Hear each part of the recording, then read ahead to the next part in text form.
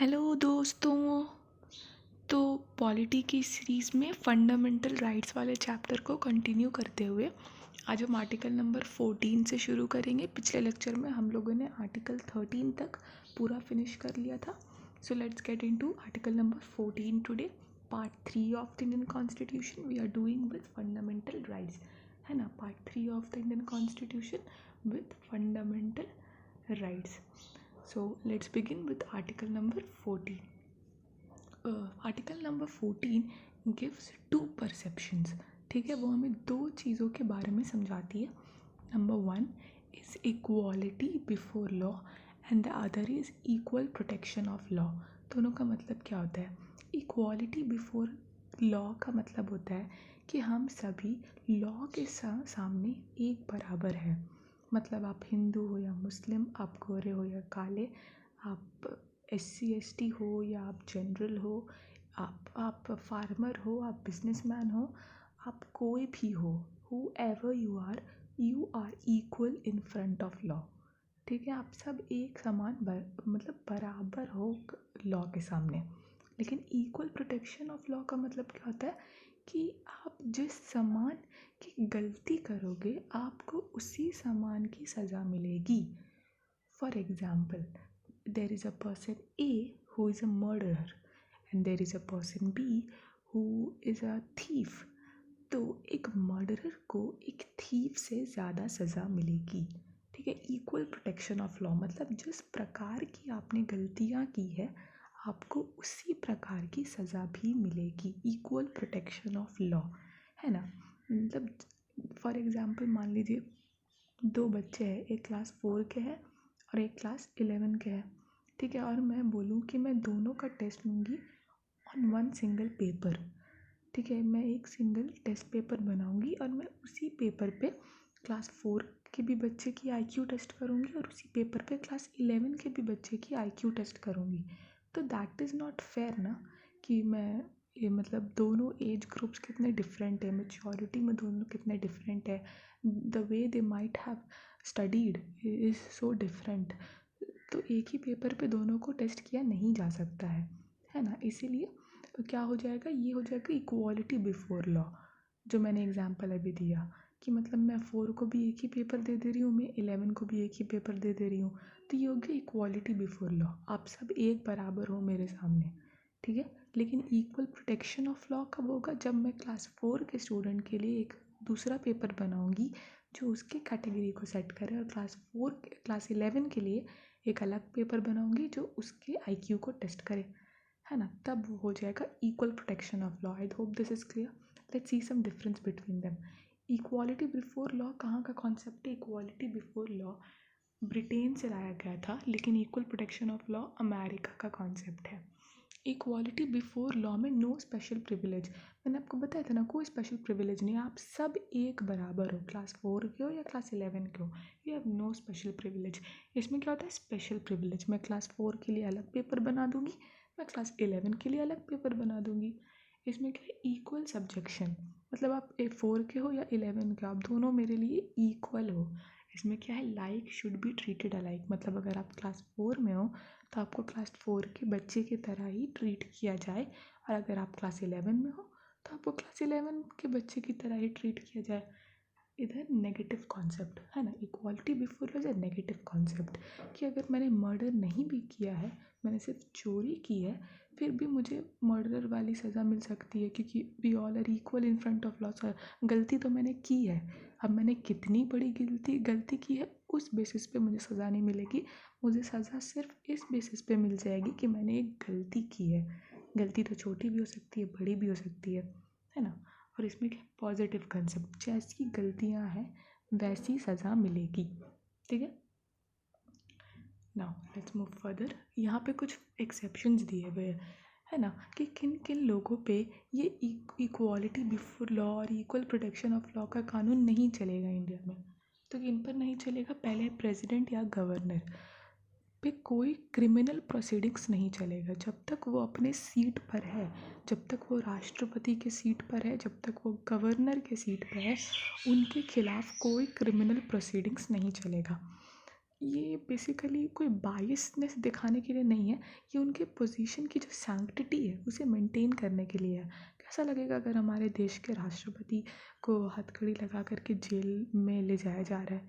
अच्छा नहीं लगता है ना? या गवर्नर को ऐसे करके लिया जा रहा है।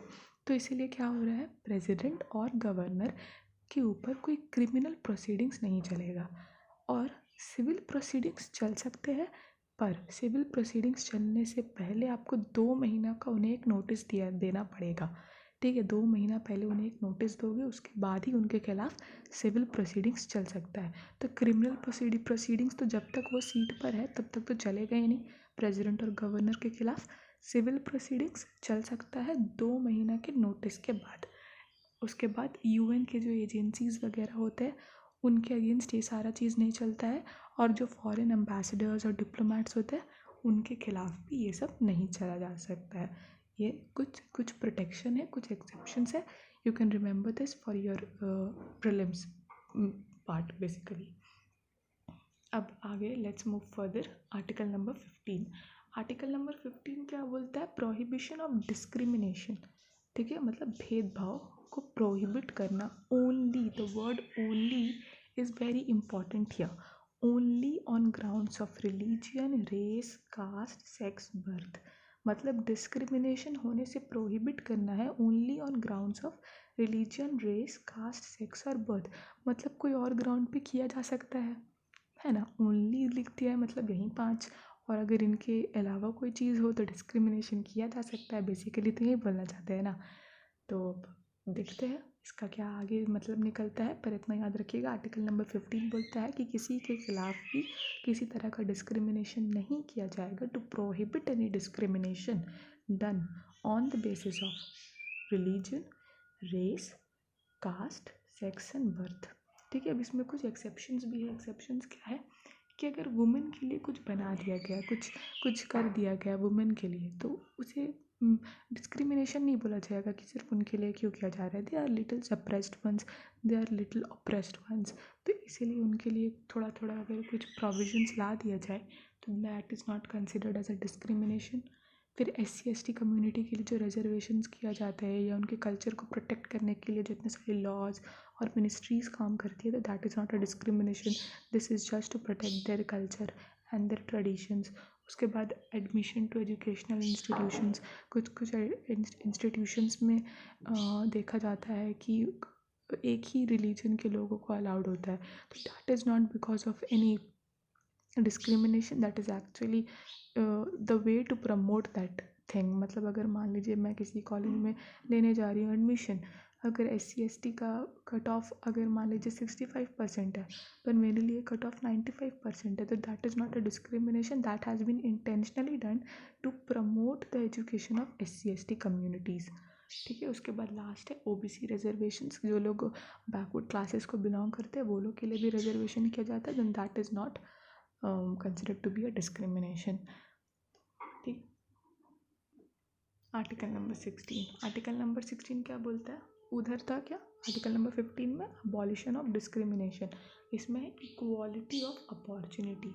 Equality of opportunity in matters of public employment. मतलब अगर सरकार के तरफ से कोई काम निकला है, सरकार के तरफ में अगर कोई एम्प्लॉयमेंट है, ठीक है, मैं अज्यूम कर रही हूँ आप सभी लोग अगर ये वीडियो अभी देख रहे हैं तो यू आर मोर और less preparing for your UPSC exams.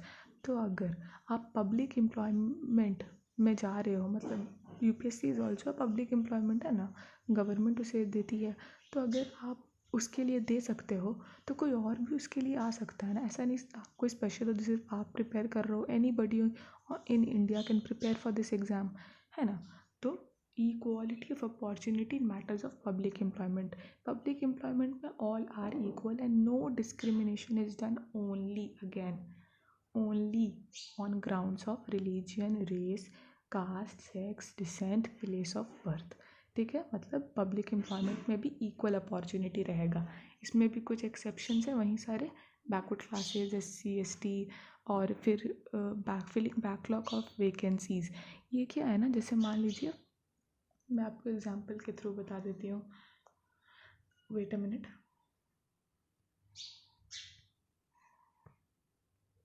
मान लीजिए कि इस साल 50 वैकेंसीज निकली है, 50 वैकेंसीज निकली है। 50 वैकेंसीज में से इस बार सिर्फ 45 वैकेंसीज ही फिल हुई, ठीक है। Only 45 vacancies are filled. तो कितना, 5 वैकेंसीज तो बच गया ना। 5 वैकेंसीज हम लोग के पास अभी एक्स्ट्रा है, 5 इज़ एक्स्ट्रा। अब अगले साल मान लीजिए फिर 50 वैकेंसीज निकली, तो अगले साल मान लीजिए 50 की 50 भर गई, तो हम लोग इस 50 में चाहे तो पिछले साल वाला +5 और सीट्स को निकाल सकते हैं। तो this is not any discrimination going, this is just filling of the backlog seats, कि पिछले साल 50 निकली थी, ठीक है, तो 50 में से 45 ही फिल हुई, तो 5 रह गई। तो इस साल वापस 50 निकली, तो इस साल 50 की 50 सीटें चली गई, और पिछले साल की जो 5 सीटें थी उसे भी हम लोगों ने इस साल फिल कर दिया। तो वो जो बैकलॉग ऑफ सीट्स था, बैकलॉग ऑफ वैकेंसीज था, उसे हम लोगों ने कवर कर लिया। आई होप दिस इज क्लियर, ठीक है। पिछले साल कितनी थी, 50 सीटें थी। पिछले साल सिंस 50 सीटें थी, तो सिर्फ कितनी फिलअप हुई थी, 45, ठीक है, 45 हुई थी, 5 हमारे पास एक्स्ट्रा बच ही गई थी। अब इस साल फिर हम लोगों ने वैकेंसीज निकाली, फिर वैकेंसीज निकाली 50 सीटों की, तो इस बार 50 की 50 सीटें भर गई, और जो 5 सीटें बची हुई थी ना पिछले साल की, उसे भी हम लोगों ने इस साल निकाल लिया। तो पूरा वैकेंसीज का जो बैकलॉग था वो भी फुलफिल हो गया, और इस तरह काम हो गया। तो I hope this is clear.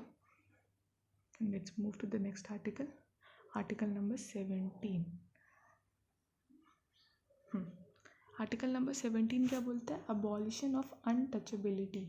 मतलब ये हमारे समाज की बहुत ही, मैं बोलूँगी बहुत ख़राब प्रथा थी, जहाँ पे हम लोग अनटचेबिलिटी को प्रैक्टिस करते थे। We Indians use to practice untouchability in our late 18th and 19th century, which was very much criticized by our social reform leaders like Raja Ram Mohan Roy and R.C. Dutt. Many other were there. So abolition of untouchability is mentioned under article number 17. इसे मतलब fundamental right they दिया गया है कि अगर किसी के साथ ये डिस्क्रिमिनेशन हुआ, छुआछूत वाला, तो वो सीधा सुप्रीम कोर्ट जा सकता है कि he or she is being discriminated on the grounds of what, on the grounds of these untouchability, ठीक है। It has been removed under Untouchability Offences Act of 1955।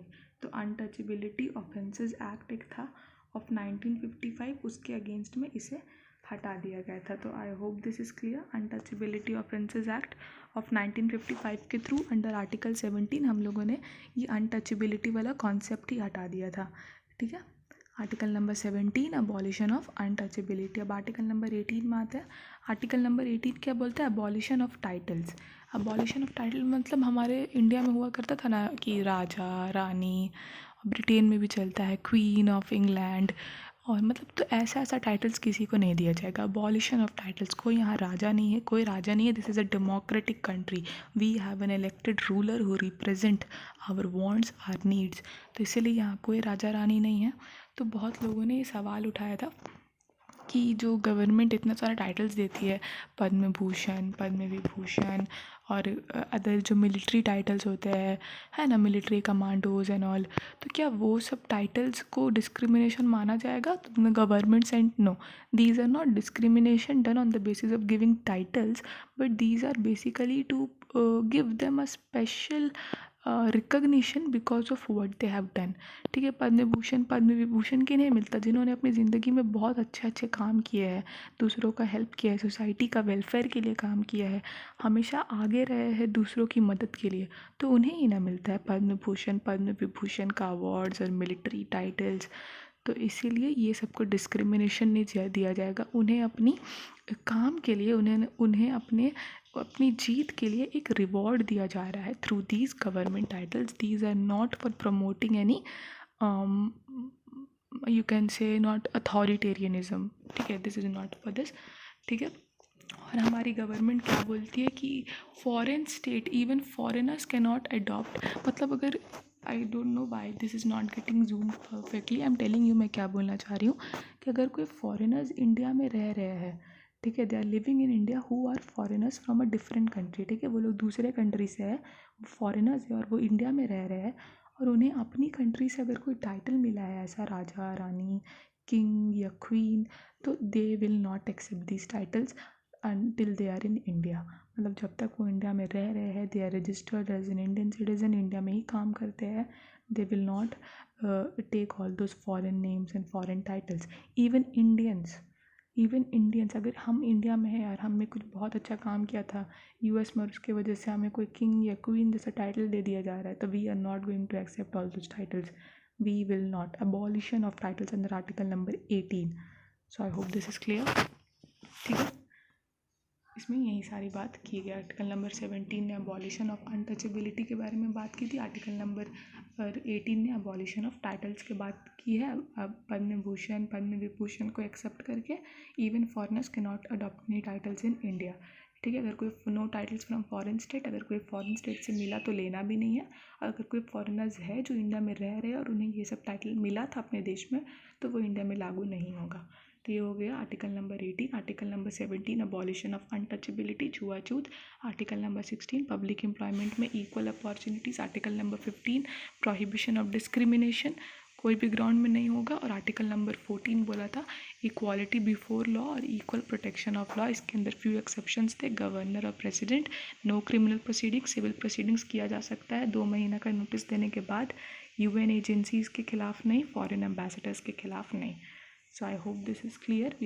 Let us keep this till here, not making the video too long. I want every topic to sink to your brain. So I'm ending this video now, guys. If you loved the explanation, then please like the video and subscribe to my YouTube channel. You can tell me in the comment section if you want any changes in the pattern of my teaching. Take care, guys. Thank you so much.